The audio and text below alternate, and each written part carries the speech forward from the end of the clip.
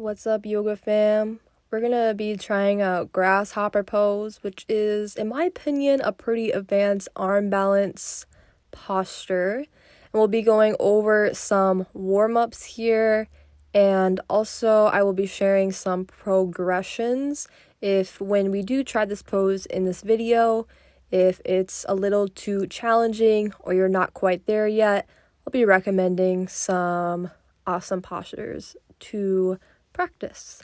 So we'll begin in a seat, bringing your feet about hip width distance and just gently swaying your legs side to side, starting to get some blood flowing in your hips. And this entire warm-up will be completely guided, doing both sides of our bodies.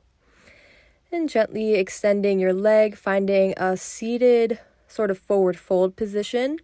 And instead of folding over your leg, reaching your arm across your body. Now, when you come all the way up, really engaging your core, maybe adding a little twist if it doesn't strain your low back or anything, but just keeping your core super engaged, being mindful of that body-mind connection. And then switching it up here, reaching your top arm up and over. Again, keeping that core engagement as you come back up through center, as if your core is the only muscle bringing you back.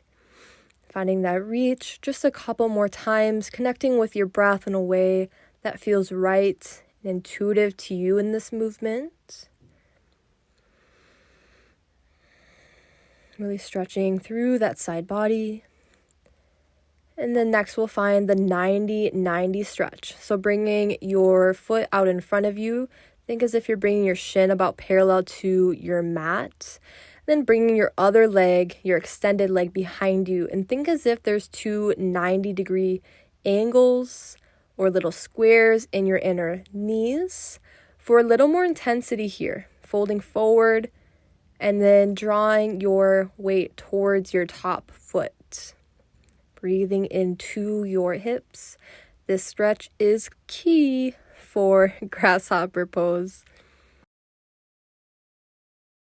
Softening your face. So often our jaws and the space between our eyebrows start to lock up when we feel a big stretch in our hips. So gently start to make your way back up.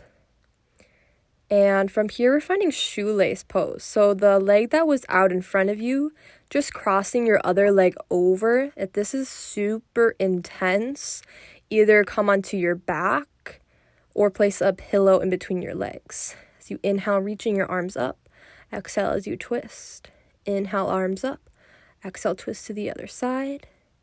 Then inhale, arms up. Exhale, folding forward. Bringing those arms back up. And finding a side body stretch on both sides. Relaxing your feet. Finding that big side body stretch here. And rolling your shoulders back. Gently unwind your legs. And perhaps swaying your legs side to side or shaking them out. Letting go of any tension here in your hips before we switch sides. So this time extending your other leg. Finding that one-legged forward fold. And finding your center, I like to bring both my hands sort of by my rib cage and then adding that reach and twist. So think as if you're reaching towards the outer edge of your extended foot or leg. And once again, really engaging your core here. It's absolutely crucial to Grasshopper Pose, having that core strength. And we're just going to switch it up here, adding those arm raises up and over. Bicep past your ear, keeping that focus on your core and the reach. Breathing into your side ribcage as you reach over.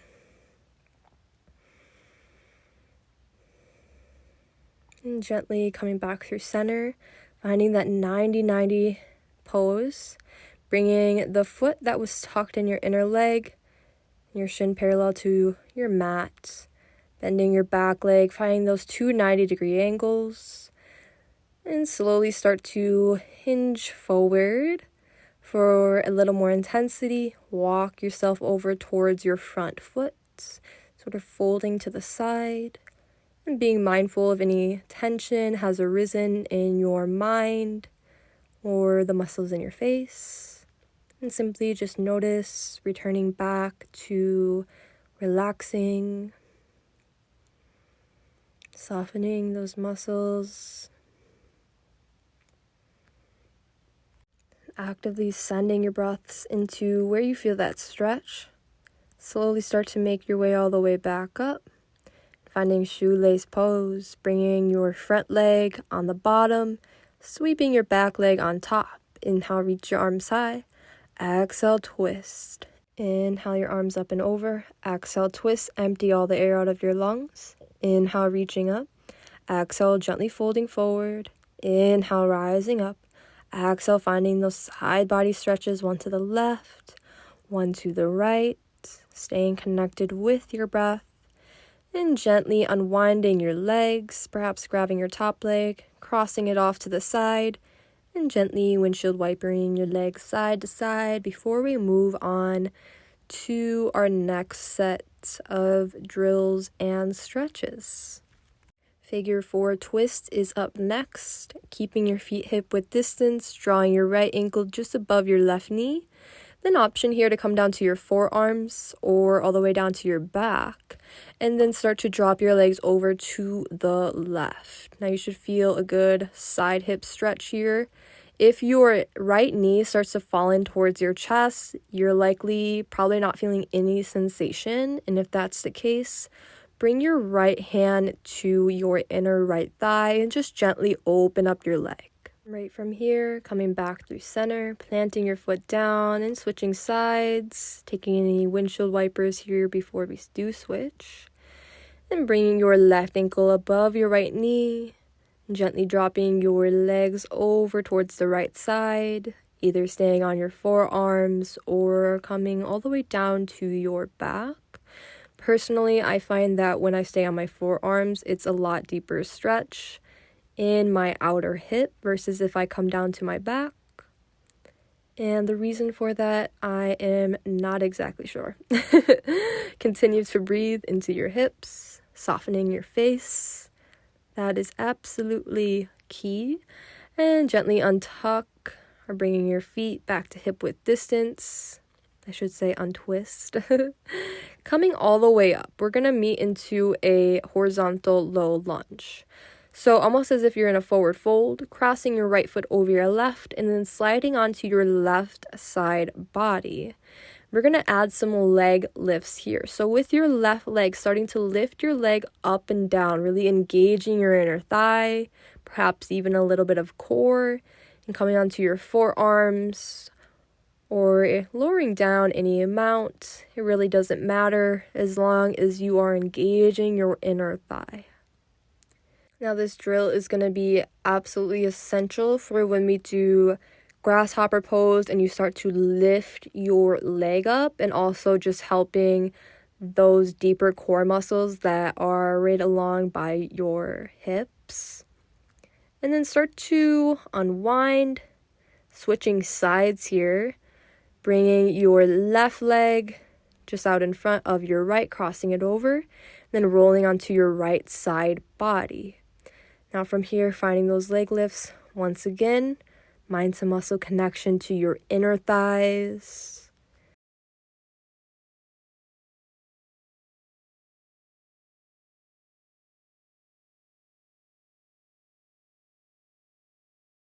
And continuing to keeping your focus on your breath, on your inner thigh. An option here to flex your floating foot if you need a little more help, finding that muscle engagement.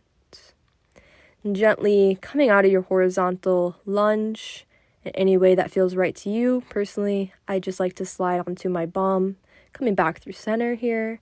Plant your feet hip width distance. All right, last drill. It's going to be figure 4 once again, bringing your right ankle above your left knee, and then extend your left leg out, floating it in the air, moving side to side like you're creating these rainbows. For a little more support, bend through your left leg and slightly lean back here, finding that core engagement once again. Gently plant your feet, unwind, and switch sides here, bringing your left ankle above your right knee, slightly leaning back, And then extending your right leg all the way out or keeping your right knee bent. And just finding those little half circles, I would say. Or think as if you're drawing rainbows. Again, we're not here long. Try to challenge yourself. And gently planting your feet all the way down. Unwind your legs. And just shake them out or sway your legs side to side. I know we do a lot of windshield wipers, but they're really great, in between pose for all these drills. So next, we cannot forget about the wrist. This is an arm balancing posture. Finding those figure eights, interlace your fingers, and just gently swaying your arms side to side. Maybe moving this movement up to your shoulders or your upper body. Personally, I like to tuck my toes here to find an additional toe stretch. But for some people, that can be a lot. It can be very intense to sit up straight, right on your legs, or right on your toes, I should say. And gently release your fingers. Now, time to get into Grasshopper Pose. So, Grasshopper Pose, starting in a standing position on your mat. Find your standing figure 4 pose, bringing your right ankle just above your left knee on your thigh. See why we did all of those figure 4s. Now from here, hands to heart center. Hinge your hips back like you're sitting back in a chair. Now find your balance before you actually twist so you don't fall out like I just did. So really rooting down through your bottom foot. And now from your prayer twist, you're going to twist towards your floating foot, hinging down even more. Bring the bottom of your foot onto your tricep. Plant your hands like you're about to take side crow. And then leaning forward, finding those chaturanga arms. Now from here, maybe you keep your bottom foot planted. If you start to extend your leg out, actively press your knee into the foot that's on your arm and flex your toes. Coming back out, slowly making your way back up into your figure 4. I will also offer a cheat on this side because for some reason I cannot fully do this posture on one side of my body. Why? I don't know. So a lot of people are wondering, where do you put your hands? By the time you get into that little side crow position, your back hand should be aligned with your, rooted foot. And then the other hand should be slightly out in front of that if you are going to float your hip.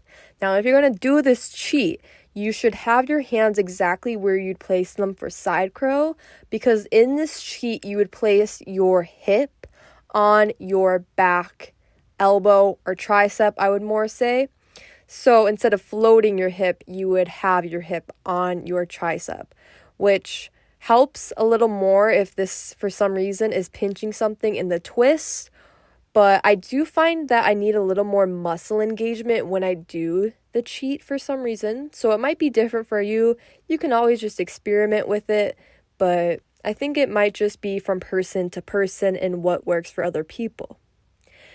Now, if this is something that is super challenging, you're not really getting it, or you feel like you're going to fall on your face, place a pillow or a blanket right where you would fall on your face, okay? Because I definitely did the first time. So, some progressions here to practice if you're not quite there yet is chair, prayer, twist. I mean, this one's absolutely basic, but from that, finding that side crow, and you can do that right from the chair, prayer, twist, planting both hands down. You are essentially doing this in Grasshopper Pose. Your legs are just completely different, and also just the way of getting into it obviously is different. But this can be a really great posture to practice if you're not quite there yet in, the expression you want to express in your Grasshopper Pose, right? So, next one is the standing figure 4.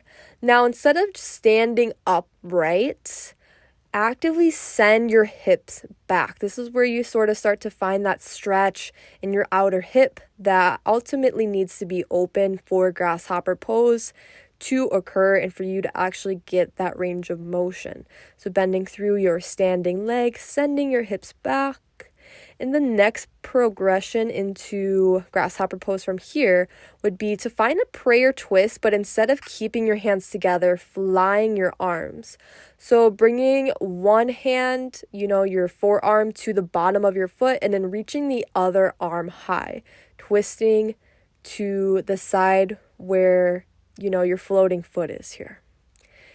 And then the next progression, which might seem pretty obvious, is the prayer twist. Again, twisting across your body. Engage your obliques. I always find a deeper twist when I exhale all of the air when I do. Make that twist and then bring in the bottom of your foot to your tricep. So those are some great progressions to practice if you're not quite there yet in your expression of grasshopper pose. And a lot of people make this mistake. Well, not too many, but some I have seen it in the past. They have their standing figure four and their foot's way out to the side.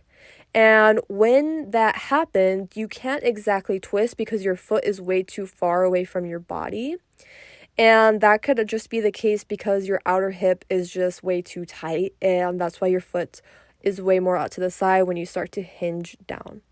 All right, I really hope this video helped you in any kind of way. If you have any questions about grasshopper, I will always respond to your comments, or if you want to send me a DM on Instagram, we'll happily respond either in a reply or a video. All right, ciao.